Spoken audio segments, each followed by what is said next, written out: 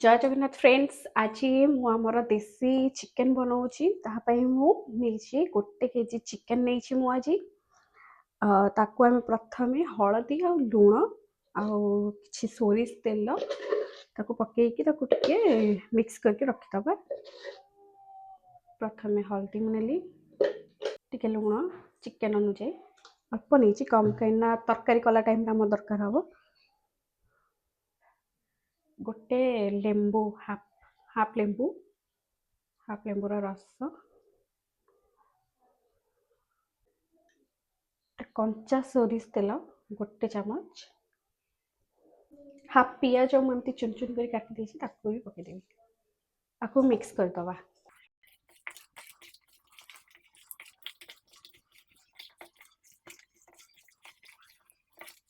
एटा हमर भल से मिक्स हो जाइए आपको साइड रखिबा। एबे हम प्रस्तुत करिबा चिकेन तरकारी पे हमको कौन कौन सामग्री दरकार। एठी मु 5टी पियाज को छोट छोट करके पूरा काटी नहीं एमती पूरा पतला करी आउ 5-6टी लंका कंचा लंका भी एमती रखी। आलू मु नहीं एठी 3टी बड़ बड़ आलू नहीं देखिए ता सहित एटा होची हमर मेन जिनस। एटा होची हमर कसी अमृतभंडा थाए तार चोपा छड़े कि छोट छोट क्यूब्स करके काटी नहीं एटा निहाती पकेबा आपण। तो एबे मु आकु करिया पे प्रथम गोटे नहीं मु प्रेशर कुकर नहीं। प्रेशर कुकर आम एबे तेल देदबा।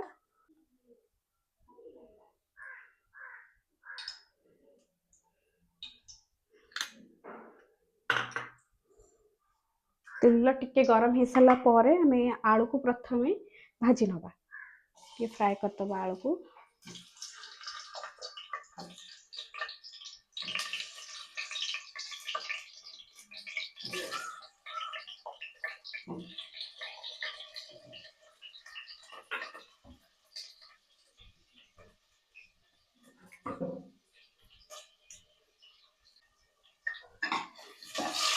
आलू को आम टिके भल से छाणी नवा तापर आम अमृतभंडा को भी एमती टिके करके बाहर करदबा।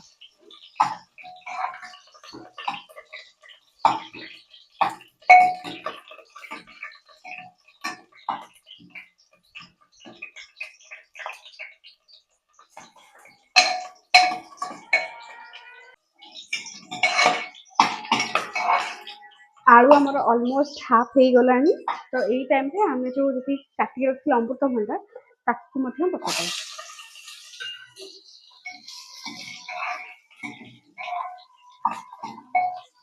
आपड़ चाहिए ये हल्का टे लुण पकई पारे लुण पकड़े टे जल्दी सीझी भी जाए और जल्दी भी हो जाए। तो मुझे हल्का लुण टे पकाऊ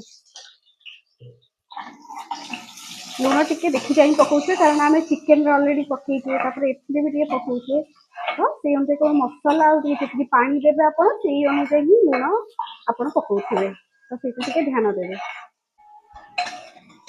देखिपे आमर यहाँ भल से हो गला प्राय बाहर करने सीम करदे गैस को मत बाहर कर। एबे से मुझे 3टी तेजपत्र आ किछि गरम मसला गोटा गरम मसला जीरा पकेली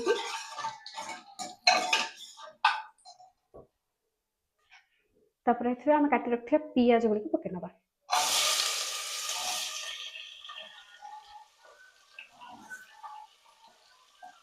लंका को आम पर पकड़ा रखिए ना जली पियाज हम सब पकई नहीं पियाज को भल से गोल्डन ब्राउन हवा चलते आम फ्राए करना।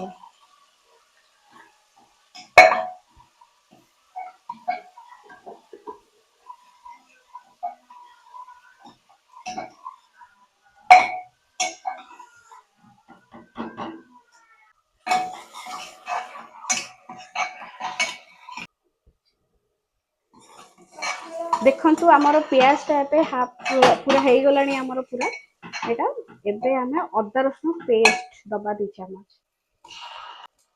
अदा रसुण पेस्ट मु 2 चामच देती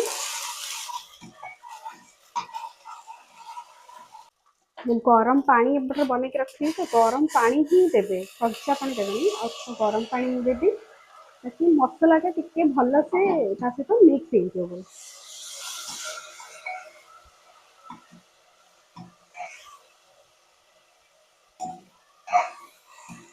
अदा रसुण पेस्ट आमर भलसे हो गलानी। तो एबे हमें टमाटर मु दीटा छोट छोट टमाटर काटी रखी टमाटर पकईनेबी। तो टमाटर पकेबे तो आपको टिके लुण पकेबा पड़ो कारण टमाटर नहले भलसे सीझेनी। एबे ही आमे टोटल लुण पकेइदबा चिकन पई तो आमे ऑलरेडी पकेइथिले तो आ पई एमे से एठी मु लुण नै छी जेतिके एबे मो टोटल दरकार सेति लुण एबे ठु ही पकेइबी। हळदी गुंड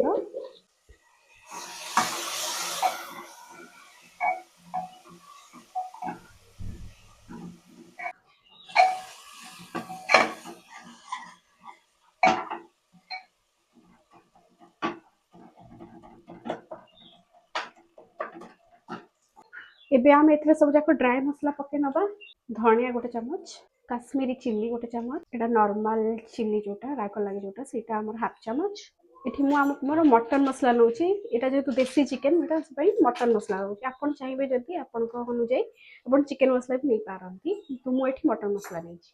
तो मटन मसला ही नियंतु एटा भल लागे बेसी देसी चिकन रे।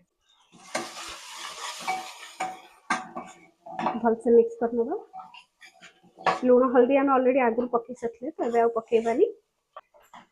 मसला हमर बहुत भल से कषि सारे एबे आमे चिकन ता जो रखी मैरिनेशन करके ताकू पके नबा।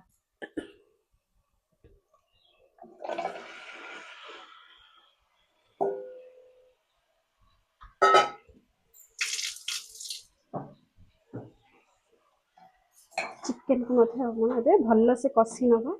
चिकन रो पानी बाहर जाके पानीटा जब मरसार से जाके आम भल से कषि नबा।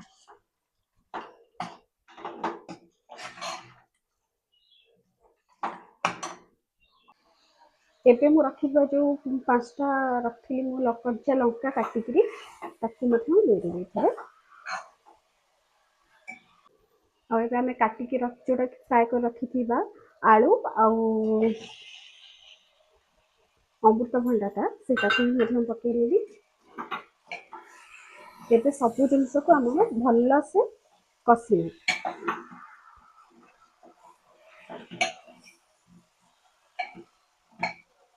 मझे मझे हल्का हल्का टिके टिके पानी देके रखिए कहीं तले लगी जापे।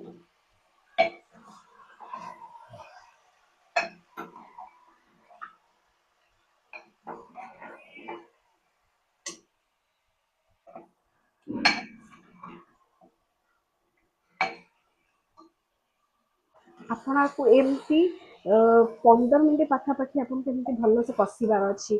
जदि तले आप देखुं लगू थाए ताहले मसला जो लगू थाए आप धीरे धीरे अल्प अल्प गरम पानी देकरी आपको कषिदेवे। किंतु मैक्सिमम 15 मिनट जाके आप कषिदेवे भल से। न कषिले आर चिकेन फ्लेवरटा ए भल से आसबनी आपको से भल लगे। तो जदि आपको आर भरपूर स्वाद नबार अच्छी ताहले आपको एमती ही करेंगे। हल्का हल्का पानी देकर जब लगुच लेकिन आप 15 मिनट जाके भलसे कषिबे। जिते भल से आप कषिबे फ्लेवर सेते भल आसो।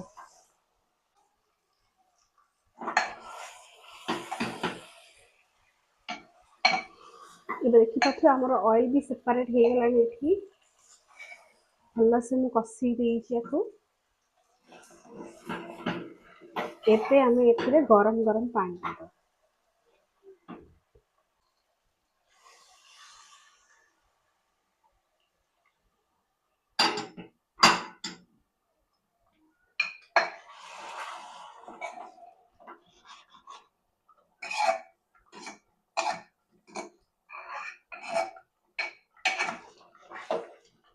आपन जिते ग्रेवी रखा चाहूँ से अनुसार रखिपारे। मुझे भी ग्रेवी रखापी चाहूँ हल्का ग्रेवी रखी तो मुझे अनुसार दूसरी। एबे आमर लास्ट जिनस गरम मसला छोट स्पून में छोट स्पून दे देबे।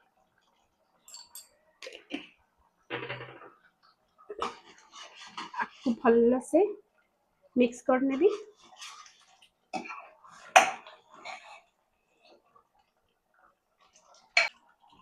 ଏବେ ମୁଁ ପ୍ରେସର କୁକର ଢକ୍କନ ବନ୍ଦ କରିଦେଇକିରି ଗୋଟେ ଆଉ ଗୋଟେ ହୁଇସିଲ୍ ଆସୁ ତ ଆପଣ ବନ୍ଦ କରିଦେବେ। ଗୋଟେ ହୁଇସିଲ୍ ଯାକେ ଆକୁ ମୁଁ ଛାଡ଼ିଦେବି। ଆପଣ ଆକୁ ଅରୁଆ ଭାତ ସହିତ ସର୍ଭ କରିବେ, ବହୁତ ହିଁ ଟେଷ୍ଟି ଲାଗିଥାଏ। ତ ନିହାତି ଘରେ ଟ୍ରାଏ କରିବେ ଏଇଟାକୁ। ଏଠି ମୋର ଫାଷ୍ଟ ହୁଇସିଲ୍ ମାରି ସାରିଛି, ଆଉ ଗୋଟେ ହୁଇସିଲ୍ ଆସୁଥିବାରୁ ମୁଁ ବନ୍ଦ କରିନେବି। ଓକେ, ବନ୍ଦ କରିଦେଇଛି ମୁଁ ଗ୍ୟାସ୍‌କୁ। ଏବେ ଆରାମସେ ତାକୁ ତା ଟେମ୍ପରେଚର ଲୋ ହେବା ଯାକେ ଟିକେ ଛାଡ଼ିଦେବେ। ବିଲକୁଲ ବି ତରତର ହେଇକିରି ଆପଣ ଆକୁ ଜବରଦସ୍ତି ଖୋଲିବା ପାଇଁ ଟ୍ରାଏ କରିବେ ନାହିଁ। ଆରାମସେ ଛାଡ଼ି ଦିଅନ୍ତୁ। ଆରାମସେ ତାର ହୁଇସିଲ୍ ଧୀରେ ଧୀରେ ଧୀରେ ଧୀରେ ତାର ଗ୍ୟାସ୍‌ଟା ବାହାରି ଆସିବ। ତାପରେ ମୁଁ ଆପଣଙ୍କୁ ଖୋଲିକି ଦେଖେଇବି ଆମର କେମିତି ଦେଖାଯାଉଛି ଚିକେନ୍‌ଟା। ଏବେ ଆମର ହୁଇସିଲ୍‌ରୁ ସବୁ ଗ୍ୟାସ୍ ବାହାରି ସାରିଲାଣି। ଆମେ ଆକୁ ଏବେ ଖୋଲି ନେବା।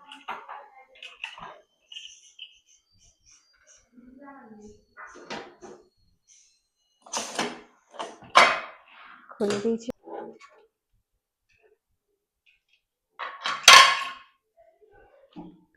ଦେଖିପାରୁଥିବେ ଏଇଟା କେତେ ସୁନ୍ଦର ହେଇସାରିଛି।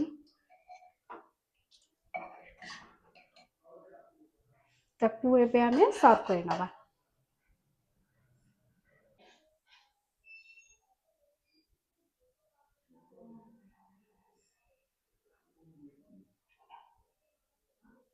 ଏ ଚିକେନ୍‌କୁ ଆପଣ ଘରେ ତିଆରି କରନ୍ତୁ ଆଉ ମୋତେ ଜଣାନ୍ତୁ କେମିତି ହୋଇଥିଲା।